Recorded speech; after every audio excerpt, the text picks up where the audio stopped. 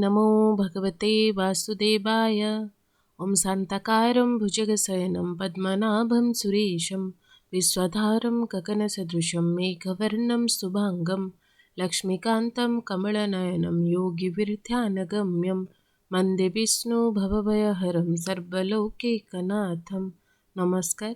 आज आमे ओडिया श्रीमद्भागवतर दशम स्कंद गोपलीलार पंचविंश अध्याय पाठ करिबा।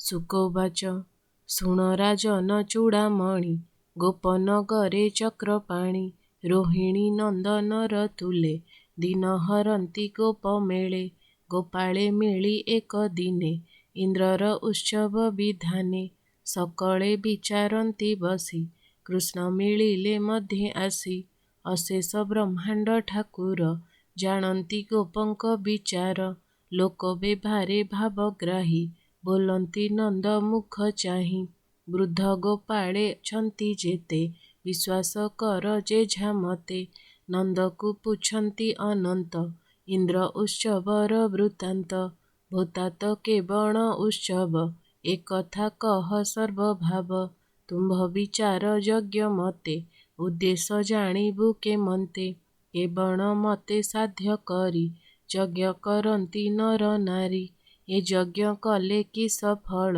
हसी कहन्ति नंद बाळ भूतात होइबा प्रसन्न कह ए पूजार विधान गुपत न कर पियर ए साधु जनक व्यवहार भाव सेवके सत्य कही विशेष तोर पुत्र मुहि समदरसी जार चित्त नाही ताहार रिपु मित्र संसार धर्मे थाई जंतु इच्छन्ति नाना कर्म हेतु जाणी न जाणी फल आसे कर्म साधन्ति मन तोषे दैव मते फल होई जे जाहा कर्म बळे पाई वेद पुराण क्रिया घेनी कर्म साधन्ति विप्र मुनि तुम्भे साधिब केउ मते विचारी कह तात मते कृष्ण बचन नंद शुणी कोळे बसाई चक्रपाणि बोलई शुण दामोदर पूजा करिबु सुरेश्वर तार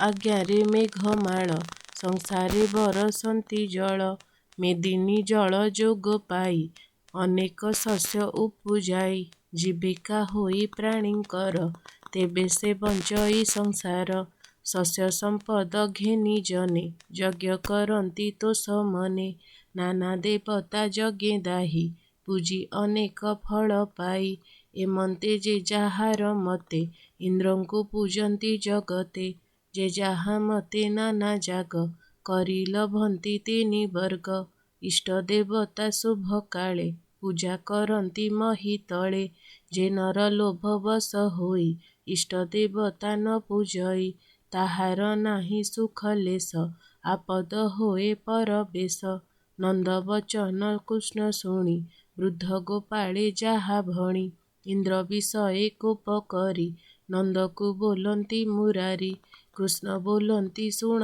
तात जगत कर्मे आत जात ए जीव आत्मा कर्ण घेनी गत आगत पथ श्रमी कर्मर मते दुख सुख जन्म मरण होए देख कर्मटी दुख सुख दाता विश्व संसारे बळवंता भूतात कर्म पादे सेव कर्म हूँ नाही अन्य देव कर्म भुंजंता प्राणीकर इंद्र तनु होई ठाकुर कर्म संचिला ए जगत स्वभावे हुंती आत जात कर्मर बळे देह घेनी जीव भ्रमई नाना जोनी कर्म जे शत्रु मित्र होई गुरुंक प्राये शिक्षा देई सकळे कर्म सेवा कर कहन्ति प्रभु दामोदर जे प्राणी निज कर्म छाड़ी अन्य जीविका लोभे लोड़ी दुर्गति पथ आवरन्ति जे सने बिटपी जुबती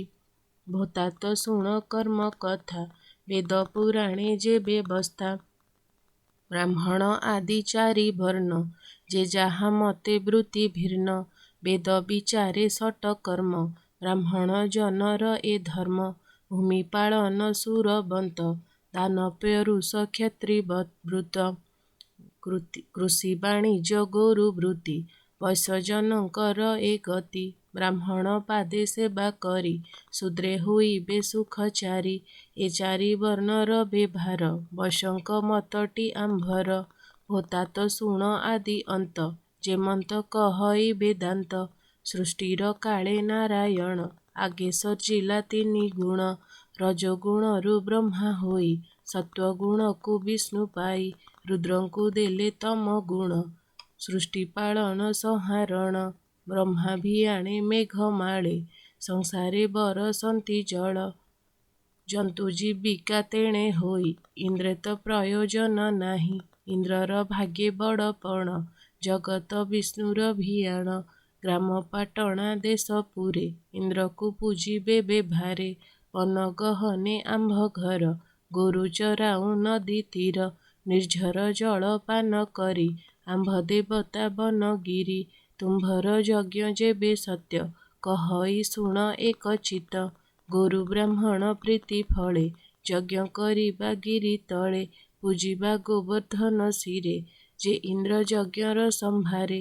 ଦ୍ୱିଗୁଣ କରି ବଳି ଭୋଜା ସୁଖେ କରିବା ଗିରି ପୂଜା। ନାନା ବ୍ୟଞ୍ଜନ ଷଡ଼ରସ ପିଷ୍ଟକ ପ୍ରପାନ ପାୟସ। ଗୋରସ ଘୃତ ସର ପୁଳି ନାନା ପିଷ୍ଟକେ ଖଣ୍ଡ ବୋଳି। ଅନଳ ପୂଜା ହୋମ କର ଋତ୍ୱିଜ ଚାରି ବେଦୁବର। ପୂର୍ଣ୍ଣ ଆହୁତି ଯଜ୍ଞ ଅନ୍ତେ ଦକ୍ଷିଣା ଦିଅ ଯଥୋଚିତେ। ଗୋରୁ କାଞ୍ଚନ ତିଳ ଅର୍ଣ୍ଣ ଅତିଥି ପୂଜାର ବିଧାନ। ଯେ ଯାହା ମତେ ତୋଷ କରି ସୁଖେ ଭୁଞ୍ଜିବେ ନର ନାରୀ। କୋମଳ ତୃଣ ଅର୍ଣ୍ଣ ସଙ୍ଗେ ଗୋରୁଙ୍କୁ ଭୁଞ୍ଜାଇବା ରଙ୍ଗେ। ପର୍ବତେ ବଳି ଭୋଜା ଦେଇ ସକଳେ ଅଳଙ୍କାର লাই। କରିବା ଗିରି ପ୍ରଦକ୍ଷଣ ଆରାଧି ଅନଳ ବ୍ରାହ୍ମଣ। ମୋହର ମତେ ଏ ଯୋଗାଇ କୃଷ୍ଣ ବୋଲନ୍ତି ନନ୍ଦେ ଚାହିଁ। ଶୁକ କହନ୍ତି ରାଜା ଆଗେ ଶୁଣି କୋପାଳେ ଓ ଦୁବେକେ।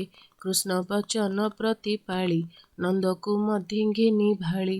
ଶ୍ରୀକୃଷ୍ଣ ବଚନ ପ୍ରଶଂସି ମିଳିଲେ ଯେଝା ଘରେ ଆସି। ଦ୍ୱିଗୁଣେ ନାନା ଦ୍ରବ୍ୟ ଘେନି କରନ୍ତି ବାଦ୍ୟ ଶଙ୍ଖ ଧ୍ୱନି। ପର୍ବତ ତଳେ ଯାଇ ମିଳେ କାମିନୀ ଦିଅନ୍ତି ହୁଳହୁଳି। ଯଜ୍ଞ ଆରମ୍ଭି ଗିରି ତଳେ ପୂଜିଲେ ଗୋବିପ୍ର ଅନଳେ। ଯେ ଯାହା ମତେ ଦେଲେ ଦାନ ସୁବର୍ଣ୍ଣ ବସ୍ତ୍ର ଗୋରୁ ଅର୍ଣ୍ଣ। ଦେବ ଅତିଥି ତୋଷ କରି ଭୋଜନ କଲେ ନର ନାରୀ। ବିବିଧ ଅଳଙ୍କାର লাই ଗୋରୁ ବ୍ରାହ୍ମଣ ମଧ୍ୟେ ଥାଇ। ପର୍ବତ କଲେ ପ୍ରଦକ୍ଷଣ ଗୋରୁଙ୍କୁ ଦେଲେ ଅନ୍ନ ତୃଣ। ଶକଟ ମଣ୍ଡିଲେ ଗୋପାଳେ ଦିବ୍ୟବସନ ରତ୍ନମାଳେ। ବାଳକ କୋଳେ ଘେନି ନାରୀ ନନ୍ଦ ଯଶୋଦା ଆଦି କରି। ରୋହିଣୀ ଯଶୋଦାର ମେଳେ ରାମ ଗୋବିନ୍ଦ ଘେନି କୋଳେ। ଶଙ୍ଖ ମହୁରୀ ନାଦ ଭେରି ମୁରଲୀ ନାଦେ ଗୀତ ସ୍ଫୁରି। ବୁଲନ୍ତି ଗିରି ଚାରି ଦିଗେ କୃଷ୍ଣ ଆନନ୍ଦ ବଳି ଯୋଗେ। ଗୋବିନ୍ଦ ଯୋଗ ମାୟା ବଳେ ପର୍ବତ ଶିଖେ ବିଜେ କଲେ। ଯଶୋଦା କୋଳେଛନ୍ତି ବସି ଗୋପୀ ଗୋପାଳଙ୍କୁ ବିଶ୍ୱାସୀ। ପର୍ବତ ଶିଖେ ବିଶ୍ୱରୂପୀ ଟେକି ଚାହାନ୍ତି ଗୋପ ଗୋପୀ। ବେନି ଯୋଜନ ଲମ୍ବେ ଭୁଜ ଶିରେ ଲାଗଇ ଗ୍ରହରାଜ।